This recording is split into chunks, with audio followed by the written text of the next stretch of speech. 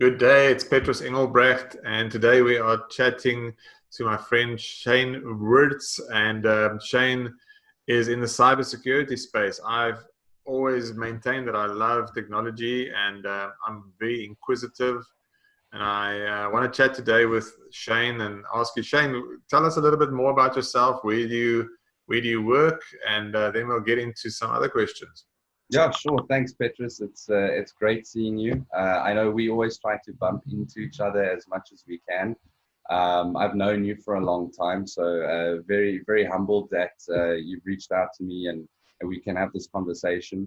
It's technology is has always interested me. I am, like you said, I'm in cybersecurity, and I guess you know my role and the thing I do is to basically protect people in the space, and I think that comes from some of the history that I grew up with. I grew up in South Africa, very much like you, Yeah.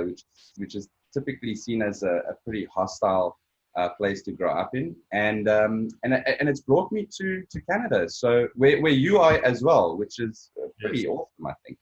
No, it's Yeah. awesome. It's awesome. And so what one, I'm not in that space, but what I can think is that with COVID, where we are at the moment, we've got a lot more people that are at home, spending more time on their computers.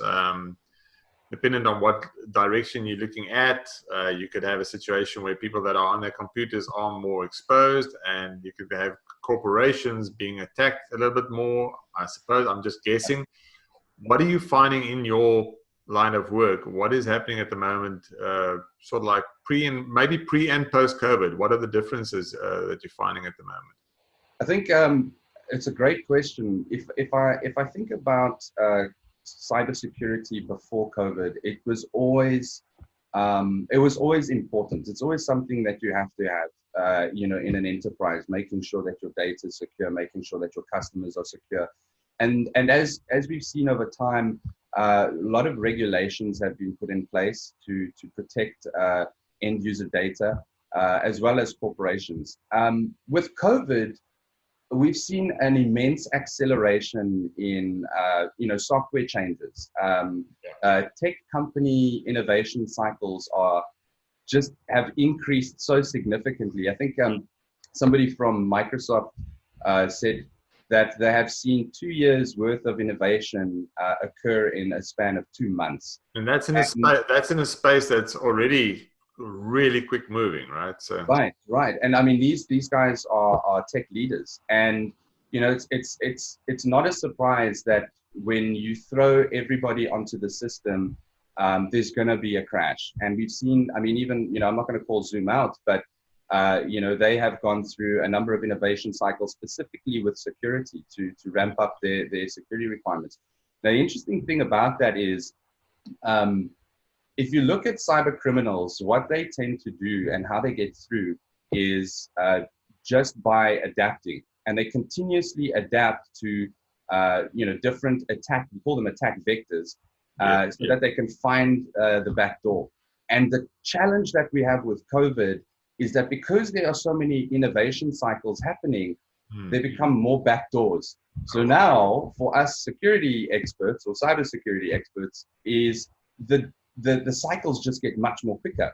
And what the result of that is actually thinking completely differently about the security landscape. And I'll use an example. About 3 years ago, we were talking about the movement of getting rid of a password entirely, right? Like one of information security's biggest challenges was, how do you secure a password when you can't put a security control around the individual that has the password? I could share my password with you, Petrus, to my email account, and you'd have access to whatever it is that you need. An information security expert can't control that. And so the result was, well, let's just get rid of passwords, right? Let's put passwords out, and that way I can't share my password with you. And so things should be a little bit more protected. Well, COVID has made us think differently about data in general. And because of all the regulations that we see coming out of Europe and Canada regarding personal information, you can't use the old way of protecting information as you would typically think that you could, given that COVID has occurred in the volume that we're seeing. So I see COVID as the perfect storm to really rethink our approach. Yes, but now obviously the cyber attackers, for lack of a better description, they're also out there, and they're also seeing a perfect storm. So guys in your position, you actually have to just work extra hard now to close those back doors that are opening all the time, right? So that's basically what's keeping you busy at the moment. Yeah, I've always also said this, and I'll use an analogy. Like when we grew up in South Africa, we always used to make sure that when we moved into a new home, we had burglar bars, electric fencing, security gates to really protect the perimeter of our house, to make sure that there was no unwanted guests coming in. The truth about that approach is that's not really a blocker. It doesn't stop them from getting in. It slows them down, right? Because at the end of the day, if somebody wants to get in, they will get in. They will find a way. Yeah. And the same thing is occurring with digital security. Every security control that we put in place, is developed by human beings, and maybe one day that will change. But there will always be a backdoor. And, our security controls are really just gates to slow the attackers from coming into the system. And you're right, we are having to move faster. I think any expert in information security will tell you that if there's anything that keeps them up at night, it's ending up on the front page of the newspaper for the wrong reason. So our cycles are creating an increased amount of work. But therein, I think, is the opportunity to adapt, rather than spending, much like many of the people who are working home, by the way, are finding that work from home is now just a blur, because you're just going from Monday to Friday and it's one day of continuous work. Yes. This isn't productive. And I think, it creates burnout and whatnot. So similarly in the security space, we have to really just think about, how do we change our approach? The solution is not to work harder. It's really the old saying is work smarter and think differently. And I'm not trying to quote Apple here, but it really is. It's interesting that you mentioned about us all losing track of where we are. What I found, it did go in cycles initially, because realtors will be the first to tell you that we lose track of time. I have no idea sometimes where you don't have a feel for, the weekend's coming, because you work Saturdays and Sundays as well. So what I found at the beginning of COVID is, because everybody worked from home, everybody started being available on Saturday and Sunday for work. And then I saw a month or two later, they became disciplined in knowing, okay, this is Saturday and Sunday, I need to take it off. And now they are super disciplined to the point where they are less available than they used to be before COVID on a Saturday and Sunday. It's interesting, like they're like blocking it off now. I can physically feel it, like they are blocking themselves off. And you have to do that. Otherwise, it just becomes a blur. It's like a Groundhog Day. Every day is the same. You just keep going. But I have to say, for realtors, it is like that. Like every day when you wake up, it's basically you work. And so it takes a lot of discipline to set time aside. And for us, it's more blocks of hours. It's not days, because Saturdays, Sundays, that doesn't matter. You're working. So very interesting.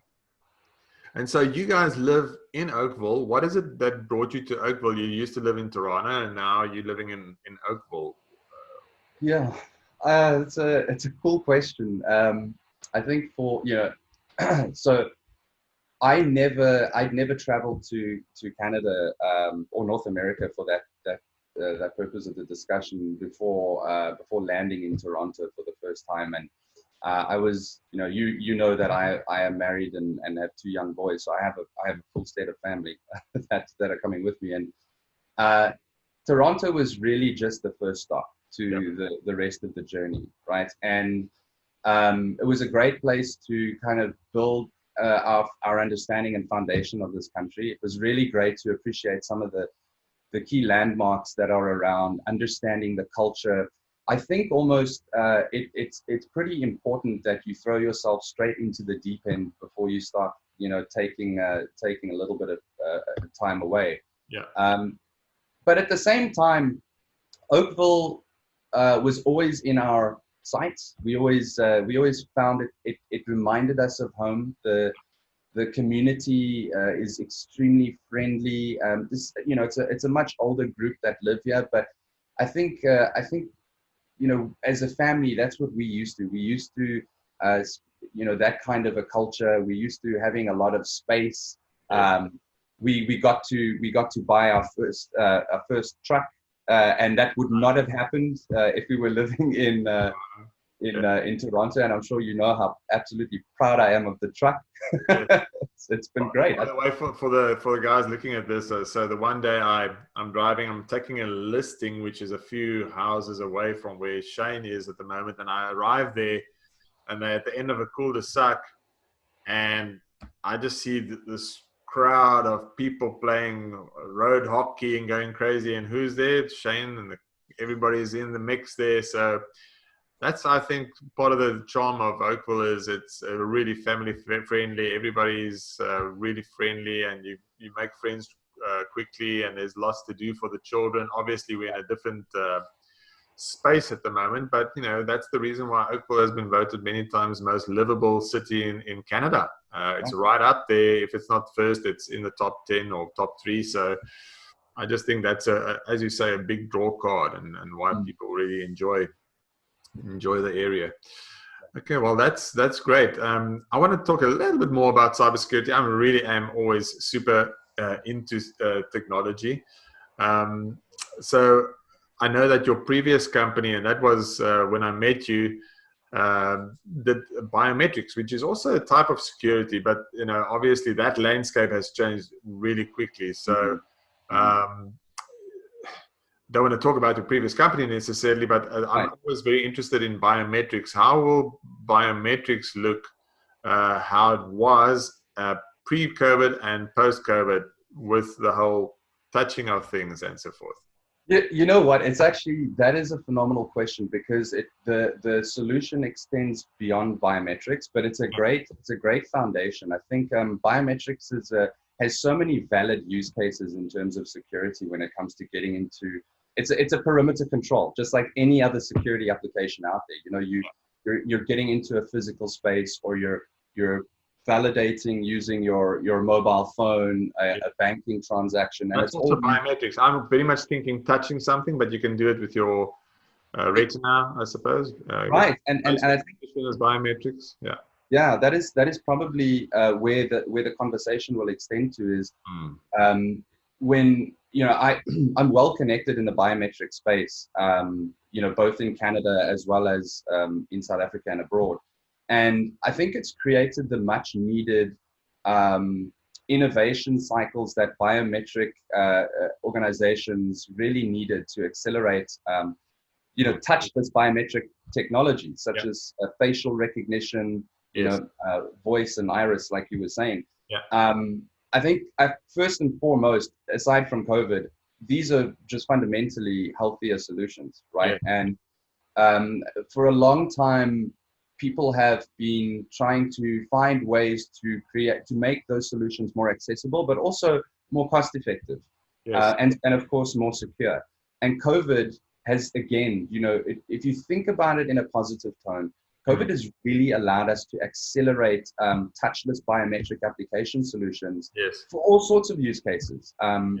You can think about use cases that require you to draw money from an ATM, or even getting into a building, or passing through airport security checkpoints. I mean, let's talk. If we talk about high traffic areas, border control is another great example. Biometrics is certainly going to evolve in that space, but I think it goes beyond biometrics.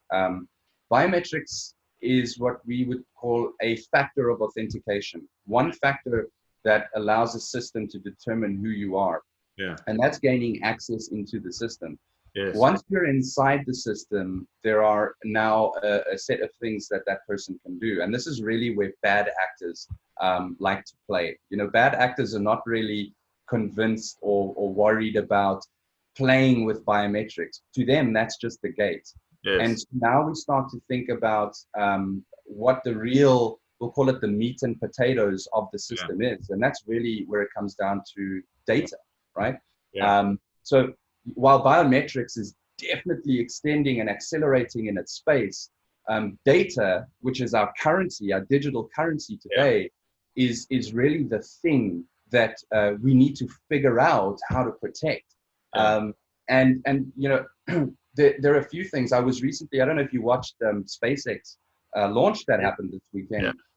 You know, while everybody was celebrating, the thing I was thinking about was somebody had made a comment on the post-launch interview, and they said, you know, it's really funny. It's like flying an iPhone to space. And I thought to myself, wow, you know, if somebody got through that first gate of authentication and managed to get into the rocket's computer systems, they could do whatever they wanted. And that to me was a very scary thought. That's what you think of. Last question, because I know you're busy and we want to jump off the score at a stage. I can keep going the whole day. I have, you've probably thought about this a million times. One of my biggest irritations at the moment is I love technology, and therefore I love paying with near field technology, and therefore I actually enjoy the previous phone better, where I could just do a thumb and then I pay. Now you have face recognition. Now you have a mask on. Right. Is there enough data points for biometrics to just work off this? Is that good enough? Because that's certainly the way the world is going now, because we're constantly going to have masks on. Is there enough data points just in this area here to have people get safe access through biometrics, or would you have to rethink it? Because permanently you're going to have your mask on. You know what? You know, I think it's a good question. You definitely put a challenge in front of the system that's going to authenticate you, because you're literally removing like all these data points are gone now. Yeah, in language that you would probably be familiar with, is you've removed 50% of the real estate, right? You know, so but I think about it. Okay, so firstly, let's use this as an example. You'll know that convenience drives adoption. So if I'm able to just touch on something or pay for something really quickly, that's something I want to use. The quicker I can get to it is really what's going to drive me as a customer. And I tend sometimes not to think about how secure or unsecure it might be. That's changing. With regards to the facial recognition, I think there's a real opportunity here. If you look at hospital implementations of COVID detection systems, they are actually now detecting whether somebody has a mask on or not. Okay. So even though the data point may not physically be there in the form of a nose or a mouth, what you're now working with is a completely new data point. And the last piece to this is, again, if biometrics aside, I think we're gonna see a world where we're not going to authenticate with just our physical selves. I think our behavior and the way that we walk and talk and do things is actually going to start to become the new authentication platform, which is to say that you won't actually have to physically invoke an authentication. You're going to constantly be authenticated. And that in line with all the data that's behind the system to capture, you must understand that the more data points we capture about Petrus, the more we have to protect that information. So the critical aspect of the verification occurring is just one piece. It's what are we matching that to? And you basically are creating a digital profile of Petrus that's going to be continuously used to authenticate him, irrespective of whether he has a mask or not. So we really have let's say we've got a really big problem coming up. But it presents a great platform for cybersecurity experts to solve. A really big solution. Exactly. Well, it's been awesome. I literally get chills chatting about technology, and this was an awesome chat. Love it. Thank you so much, and thank you for spending time with us today, Shayne. Appreciate it. Yeah, no problem, Petrus. Always a pleasure. And listen, as soon as this whole thing blows over, let's have a braai as soon as possible. Absolutely. For the uninitiated, a braai is a South African barbecue. We will do. Thanks.